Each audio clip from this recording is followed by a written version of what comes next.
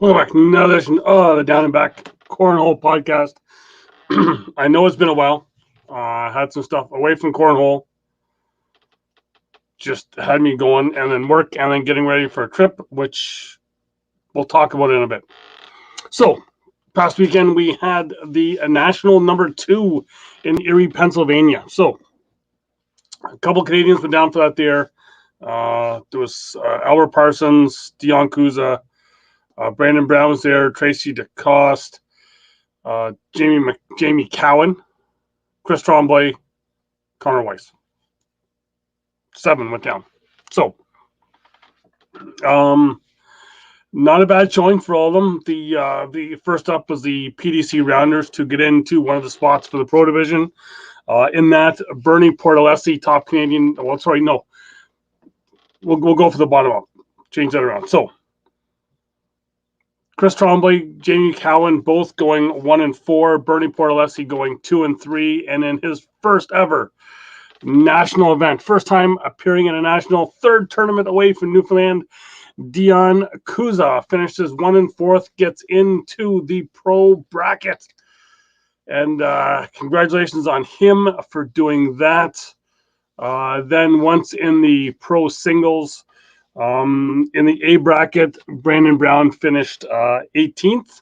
In the pro A bracket, singles A bracket, there was 4 brackets, A, B, C, and D.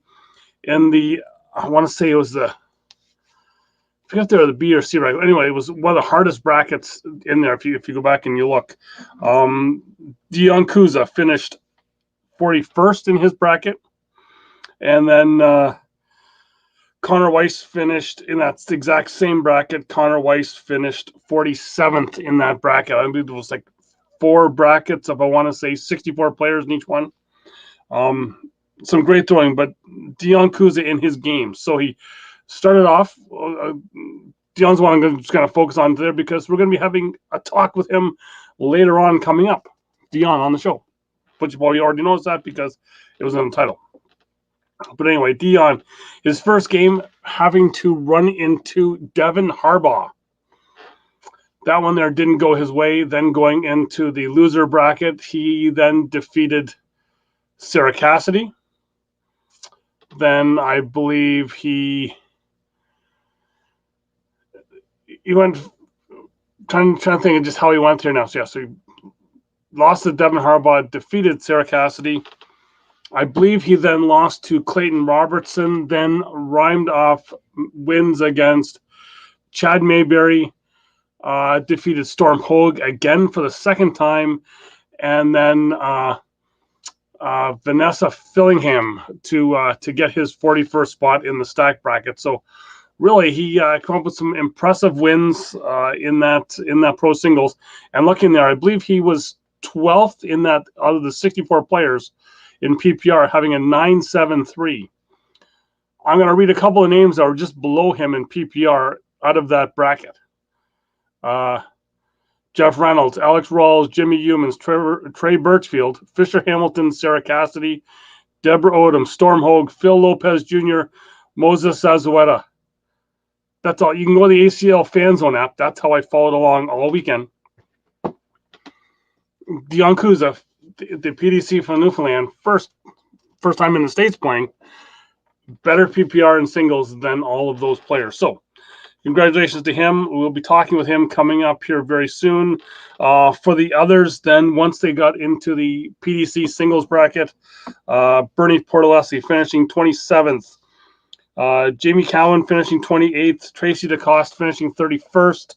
And Chris Tremblay at his first, I believe it was his first national, coming in 33rd in PDC. So, congratulations to all of those people. For me, as I said, I've been busy the last couple of weeks. Kids, sports stuff, I know we've all kind of been there. But no, coming up here, look for this week, Wednesday, Thursday, you'll be seeing a lot of stuff from me coming out here. And then possibly later on, I will be in Rock Hill, South Carolina at the ACL HQ, doing a lot of content there, hoping to have some interviews with some people. I'm looking at you, the man with that corner office. I'm going to corner you in that office. Hopefully we'll have you on the show. remain nameless, unless you know you've been to the ACL headquarters in Rock Hill and know who sits in that corner office.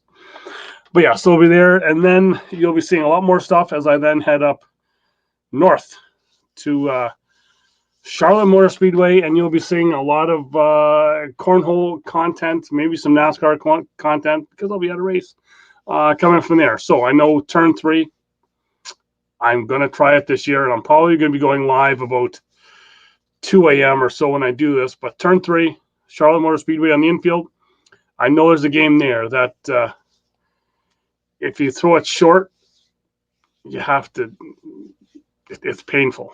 That's all I will say. So hopefully no corn dogs on that one. But I've been throwing less corn dogs because I throw local bags, localbagcompany.com. And we can put the sponsors up on the bottom here, which we'll do here now. Localbagcompany.com. Check out local bags. Great bags to throw. My PPR has been gradually going up. So with help of those bags there, and then throwing on JC Cornhole bags. Check out jccornhole.com. Jamie's now just picking up on orders after getting back from Erie. I may even be able to go check him out, have a talk with him before I head down to the States, to Charlotte there this week. Then, as always, if you're in the Edmonton, Alberta area, Sherwood Park to be exact, check out Sierra Property Inspections. Tell Darren you've seen it here, heard of here, and sent you that way to get the home inspector. Darren will help you out anything you want with your home inspections, sierrahome.com. And then when you want to party after that big win, Harris Beach Spirits, Rye 51, Harris Beach Spirits. It's going to come up on the bottom here.com. Check out Josh's stuff. Some great stuff. I know I'm going to probably be picking some stuff up at the Lewiston Duty Free on the way over, crossing at Buffalo, because I'll be flying out of Buffalo. And yeah, so with that, I don't think we need to wait any longer. Here is my talk with, as he was getting prepared to go to Erie.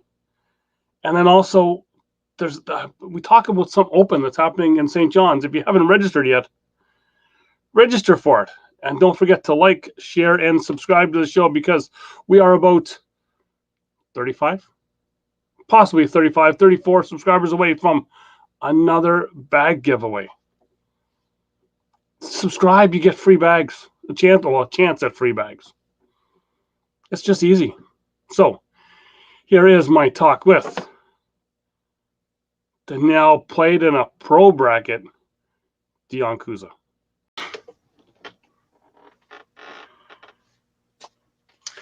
And as promised, we have back again almost the same amount of time last year when he became the king of Canadian cornhole.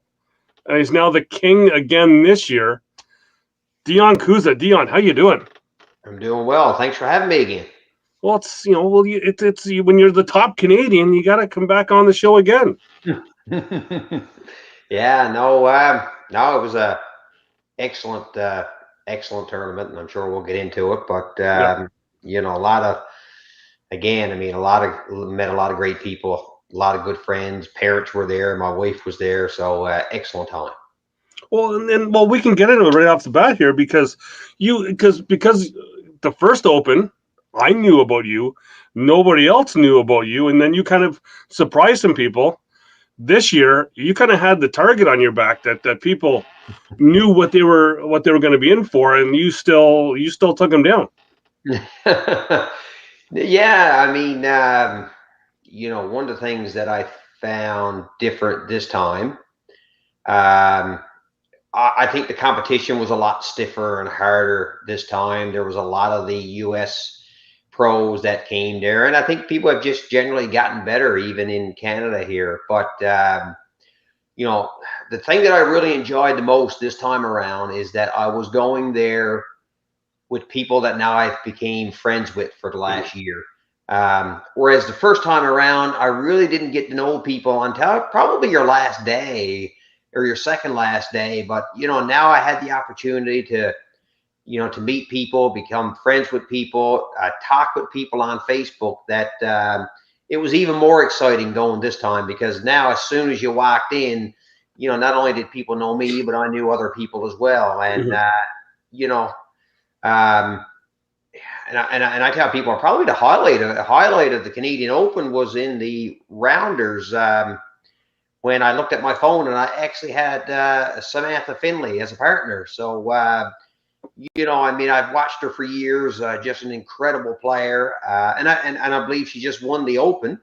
And I told her, as happy I am to be your partner, at least now it gave me an opportunity to speak with her, because I'm not that kind of person that'll just go up and approach people. And so I got an opportunity to speak to her, get pictures took with her, and my parents, my wife got a picture took with her and stuff. So it was things like that really made the weekend, I must say.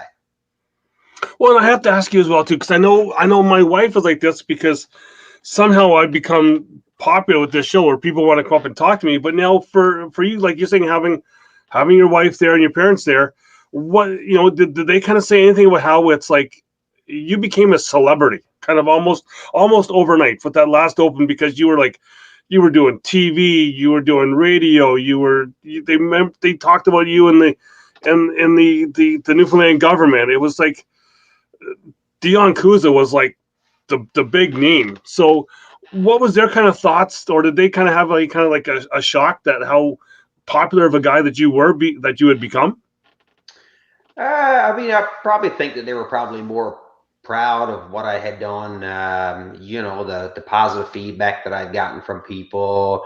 A lot of people even yourself describe me as being humble and things of that nature. So, regardless of, how you play, sometimes it's those attributes that make my parents or my wife the proudest and stuff. So,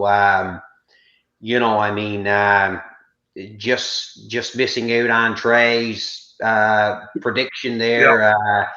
You thought I had it. I was very close. So, it's the way I played in the two Opens. I think I'm starting to become noticed and stuff. So, but I have to say, they really enjoyed it up there.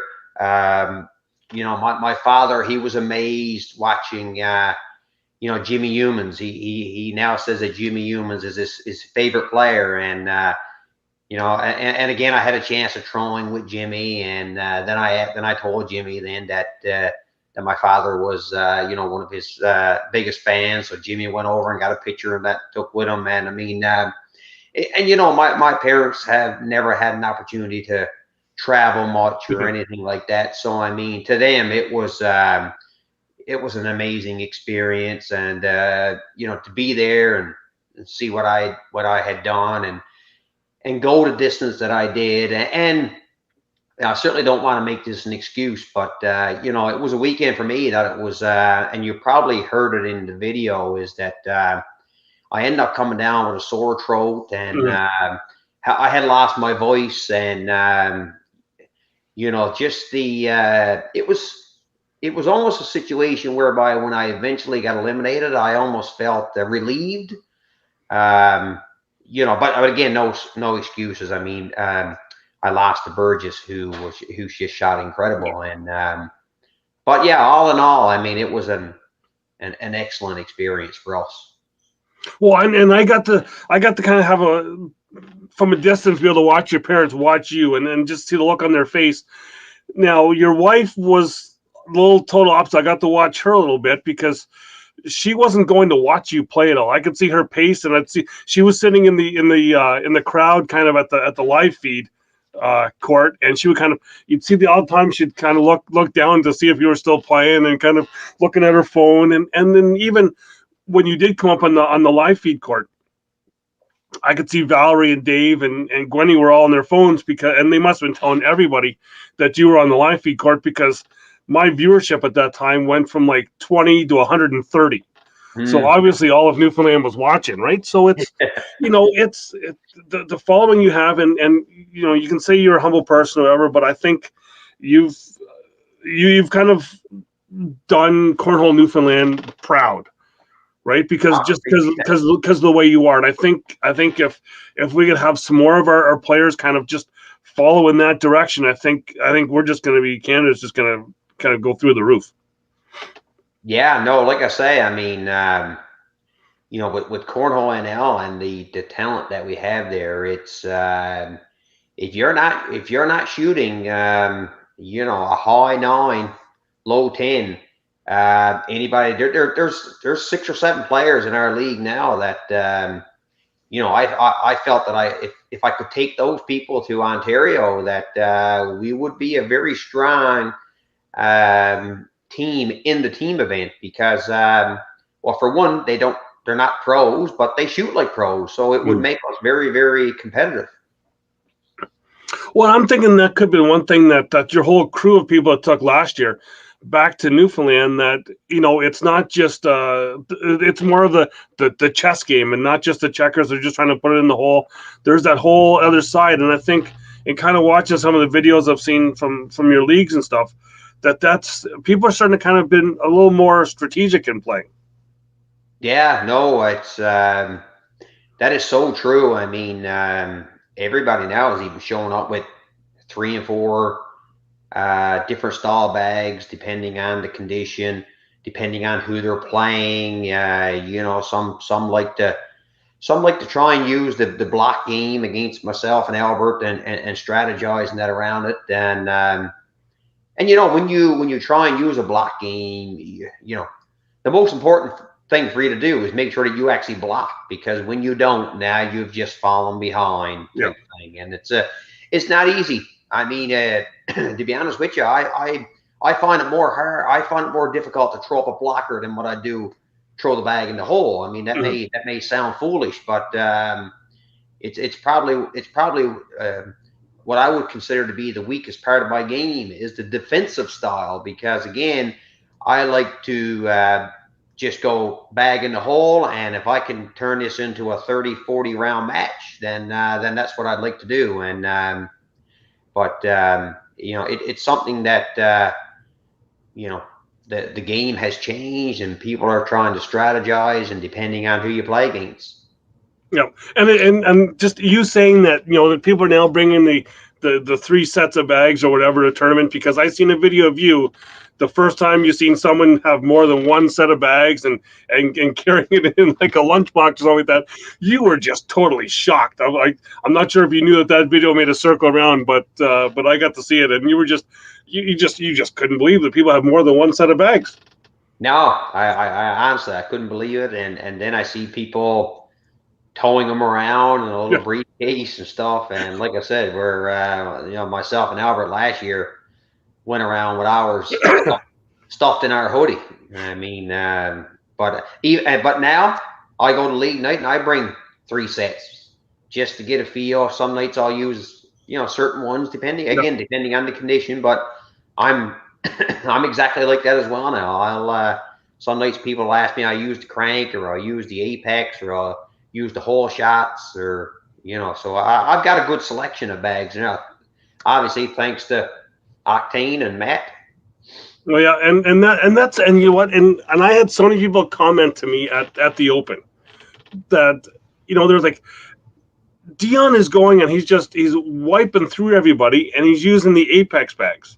Now I still know about Octane and that, and if anyone doesn't know about the Apex bags, they are almost like slide rights, like OG slide rights. You got your stick side and your slick side, and people just were like, he's almost just using like old school type bags out there and beating people. And it was just, it was, that really turned people's eye to just how good of a thrower you were. Yeah, no, I mean, it's, I guess it's like anything. Once you get used to something, it's, I tried throwing the Vipers and the BGs, and there's so many different bags in the league, and I'll go to all these fundraisers and I won't even throw my bags at all. I'll throw someone else's. So I get an opportunity to throw all of these bags, but I find that what I find with the Apex is that when the hole kind of gets blocked and there's 25% of the hole left, I find the apex has a tendency to kind of bunch itself up and be able to find that hole, where I found a carpet bag would just block the hole. So that was and for me, I have a tendency to throw, if someone throws up a bag and he's off to the side, I find the apex a good bag for throwing a bully bag, where I can bully their bag out of the way, and that's something that I've gotten used to, and I did that quite a lot in Niagara this time around. Well, yeah, and then so off air we did kind of talk about, you guys just had a conference tournament, and you kind of got bullied yourself in singles in a game, and kind of give Newfoundland a bit of an earthquake there, because you lost your first game, which is news that will shock everybody, and you had to come up, fight your way through the loser bracket. Yeah, no, I mean, the first game I lost to Derek Barrett. Derek's an incredible shooter. Last week he sent me a picture, and he did 3 deck rounds, and all of them were over 100. I think the average from 104 to 108. So he's an incredible shooter. He's going to partner up with Albert this year at the Canadian Open here for the doubles, because on Saturday my son is graduating. So I didn't want to put Albert in a situation whereby we may have to forfeit games because I had to leave. So I made the decision that I would step away Saturday and allow Derek to partner with Albert, and I think they'll be one of the strongest teams there, to be honest with you. And but I intend on being down around Saturday, and maybe I'll join yourself on the broadcast.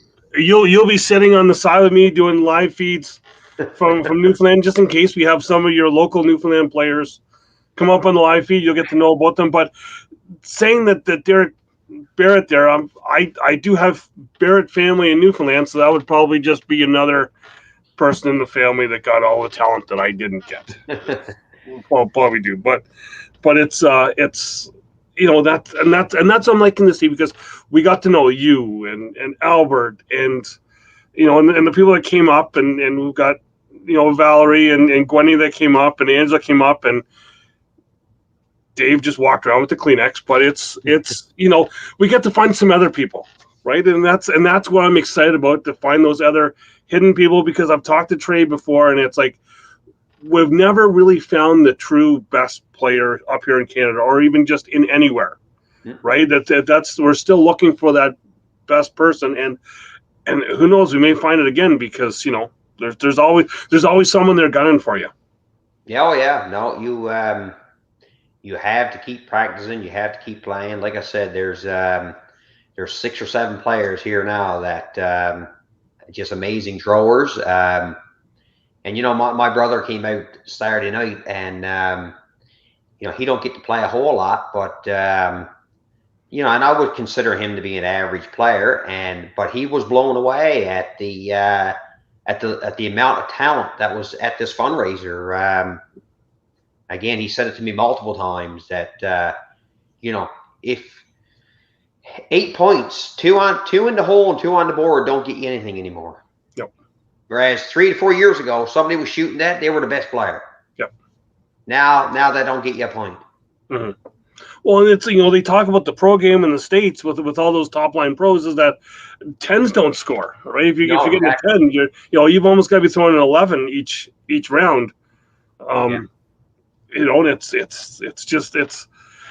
I think that's the thing I love seeing the most about cornhole. And you get to see so many other people as well in Newfoundland that progress. You see those people that go to, like, and we talked about it last week with the 4 joke guys, is that they've seen their players go from intermediate to the competitive to advanced, and then up into the open ranks. And it's so great to be able to see the people get better, and just it's just about having fun when you see them doing that they want to come back, to get the smile on their face, want to come back.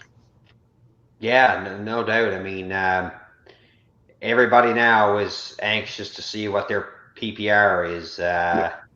It's like golf. I mean, you want You want to improve your shot in golf. You want to improve your round. I mean, cornhole is really no different. When you start playing it, it's a battle against yourself to get better, really. Mm-hmm. So we've talked about your cornhole. So now we've got, and we talked a little bit about it, but we've got the Open coming up in St. John's. What are you looking forward to the most about the Open coming up there? I mean, there'll be a lot of people coming from Ontario, so I mean, anytime you get to hang around with these guys, I mean, like I said, it's been a situation where I've made a lot of good friendship, and now to hear that 20 or 30 of these people are coming here, that that'll obviously be a lot of fun. We we are planning a screech in with the cornhole NL and stuff, so again, it's just about enjoying yourself. I mean, all you can do is go out and try your best, and whatever happens, happens. And for me, I mean, again, I'd love to see Albert and Derek go far in the doubles. Also for any Newfoundlander, really. I mean, maybe this is an opportunity that somebody surprises yourself again that you haven't heard tell of. Whereby, I know last year you were the one telling the Canadians watch out for their Deon Cuza or an Albert Parsons, but this time around it could be me that's saying to you, I told you should watch out for a Derek Barrett or a Josh Power or a Tyler Shute, or a lot of good trollers here now that and again, like I keep saying, is that a lot of times when you go far into a bracket, things have to work out in your advantage. There has to be upsets. You have to upset people. So it's I wouldn't be surprised to see another Newfoundlander make a run, to be honest with you. And I would love to see that. And if that happened, I'd love to call that game because again, that's what it's all about. Yeah. And for anyone wondering what Deon was talking about when we're playing a screech in, just think of fish and lips. That's all we're gonna say. But but yeah, so we know, and I talked with Corey about this again last week on the show that what he said, everyone's looking to go to George Street. But is there anything else in Newfoundland that some of the people that are coming from away should go and check out while they're there? There is. I mean, obviously, the most obvious is George Street, and maybe take a tour up Signal Hill. There's an opportunity here to, potentially maybe even a crowd of us could get together and do a boat tour, maybe, or anything like that. So, I mean, there's, depending on the interest levels, and I know the guys here have an Airbnb, which is a fairly big spot. So maybe there's an opportunity that, we all get together for a barbecue or something kind of similar to what you guys did for us last year. So, I mean, there'll be no shortage of things to do, to be honest with you. But a lot of times when you come to these events, you really don't have much time to do anything else outside of these events because you know how busy and that it can be. And especially if you go on a run, then you're there for the long haul. Oh, yes, I know. And with me, I know, luckily I'll be going down a few days early to see family now, because I've told them that once Friday at 8:00 in the morning comes, you won't be seeing me until Sunday at about 9, once I pack everything up and get out of there, because it's just those long days. But as people probably heard us talk about, that you come from that small little town, if they're looking behind you, that's Point May behind you. That's it. That's it. That's it. That's the thriving metropolis that produced the Canada's top player at the last 2 Canadian Opens. And you could see if let's see here with the camera. Let's see if I can get out of the way here. But right here, this is where I actually do my live broadcasts when I'm home for the cornhole tournament. So it's at the community center there. But I remember Moondog, because I sent this picture to Moondog because he was asking about Point May and stuff, and I told him it was a population of probably 100 to 150 people, and given the fact we've had 2 Canadian pro players come out of a community of 150 people, he said you probably have a better chance at winning the lotto than you do of that happening. Mm-hmm. When you take into consideration the population of Canada and thinking that 2 of us came out of this small community. So I had quite a chuckle at that. Well, it's something that you hear that in songs about hockey players that that come from the small town, but in Cornhole we've got it with you and Albert out of that small town. Yeah, no, and I tried to get Albert here tonight, but he's not the camera type guy. So little camera shy. I get see. I got yeah. he likes that you're a little bigger than him because he can stand behind you and and talk. And I mean, Albert shot amazing in Niagara Falls again too. I mean, we went to the warm up tournament, and he actually led that night there with the highest PPR. And he came back then in the singles and seniors and finished, I believe it was third overall. I think the guy who won may have beaten him, but when we got into the doubles, Albert started having something going on with his shoulder. Actually, his throwing shoulder, which kind of frustrated him a little bit. But again, we done really well in the doubles. Again, it came down.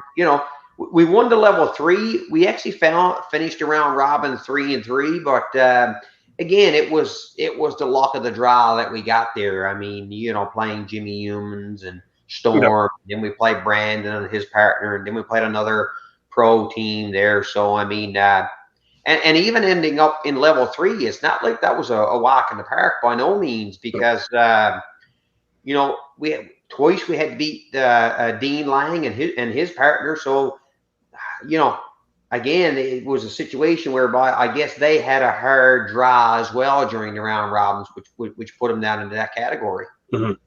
Yeah, and so thinking when you talk about Albert finishing third, that just kind of tricked my mind, which is why I should probably do a script of some sort. Mm-hmm. Since the last time you were on the show, you also went to another Open over in Europe. You went to the first European Open, and you didn't throw too bad, but then neither did Albert. Kind of did well in the senior singles. Oh yeah. Albert was really, really close to winning the seniors. Actually, again, I mean, the luck of the draw is that the guy who won it, Albert, played him in the singles, and it was a very, very close game. To me, I would have considered that to be the championship game at that point in time. Because the other guy there, I felt that both of these guys were probably stronger, which eventually turned out to be the case. And I mean, we both had what I consider to be upsets over there. I mean, I end up pulling off a win against Ben Brown. Albert end up beating Light Skin. I forget. Yep. Right. So, I mean, these guys are highly ranked professional cornhole players that, you see the way Ben played in the Canadian Open there. Right? Yeah, I was just going to say he finished second to Joe Neistat, who, if anyone's seen, Joe Neistat is on a run since Canada. I know. He won, he took down another Open in Topeka, Kansas. So he's no slouch at cornhole here either. No, he's he likes the dirty game. He likes to mess up that board. You can see that with his PPR and stuff. I seen a stat on him that showed his PPR in singles versus doubles, and he really likes to mess up that board and kill everyone's PPR. Yeah. Yeah. I'm just hoping I can get some sort of PPR, but I want to thank you for doing this here. We will do another live video of some sort when I'm get to see you in person in June. Come up here, and maybe we have never actually played against each other, so maybe we'll have to have a 2 out of 3 or something. Yes, there you go. We'll be ready.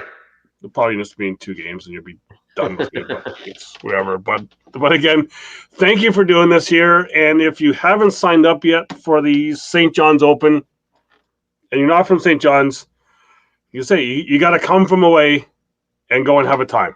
Yeah, no, I'd highly recommend anybody that's watching this video to sign up for this, because again, it'll be all. I mean, where you end up playing into the playoffs depends on how well you do in the rounders. So it's not a situation whereby you think you're going to come in, you're going to end up with the pros, and maybe you will. And if you do, that's excellent. But it's a skill level. It's these opens are meant for everybody, really. And you know, I know my parents are looking really forward to coming back in and watching this one, especially now being in St. John's. And you know, hopefully there will be a big crowd there to cheer us on as we go through it. Well, even for some new players in the Newfoundland, or even in all of Newfoundland, just don't be afraid to just come out and play and just kind of see just how you are. And even if you don't want to play in any of the big tournaments, there's the sit and goes that you can go and try your hand at and just have some fun, or even just bring bags and go to an open board and just throw with some of the other people there. Yeah, no doubt. I mean, even my father played at the warm up tournament, so Yeah. he had a blast that night. Yeah. Well, and that's all you know. Once you play it, once you throw your first bag, you're hooked, and that's the main thing. So, you know, come and get hooked in Newfoundland. Exactly. Yeah. So, Deon, again, thanks for doing this here, and I look forward to seeing you in June, and having you sitting to my right and talking some cornhole on a live feed. Yeah. No, thanks for having me, and I'll look forward to joining you. Okay. And Deon agrees with me. Hopefully, by the time you all see this, there's no more leaves around.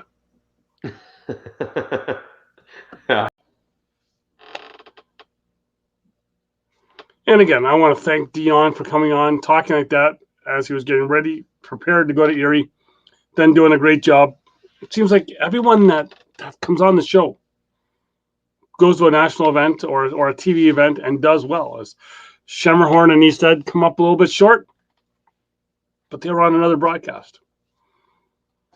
If you're a pro, you listen to the show, you want to come on. So that is it. I am now off to the Carolinas, north, south, and then back up to north because you got to fly into north. But anyway, that, like I said, watch for content from there. Maybe might give Trey another run first money. We'll see how that there goes. I'm a little better now, so we'll see how that there goes as well. But like I said, and then if you are at Charlotte Motor Speedway, look up. You go up Redneck Hill, top of Redneck Hill, Gray Camper, ask for Corn Dog. See if I am there. We can maybe throw some bags, have some fun, maybe a few drinks. Probably a lot. But anyway, thanks for watching. Make sure, again, to like, share, and subscribe with the show. Get a chance to get some local bags. And if also on Facebook, make sure to like and follow on there, as we have now passed the 1,000 followers. And yeah, so keep doing bags, keep having fun, and just play cornhole.